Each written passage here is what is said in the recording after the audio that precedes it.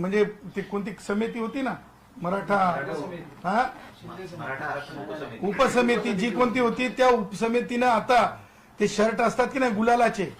गुलालाचे shirt धुवू नका म्हणजे जरंगे आला रे आला रे आला रे आला गुलाल उधळला उधळला उधळला मग परत शर्ट खराब करण्यापेक्षा जरंगेकडे चर्चा म्हणलं की ते गुलालाचा शर्ट घालून जायचा एकनाथ शिंदे साहेब तुम्ही बिलकुल शर्ट बदलूच नका तसाच खुटीला लटकून ठेवा जरंगे आला रे आला रे आला रे आला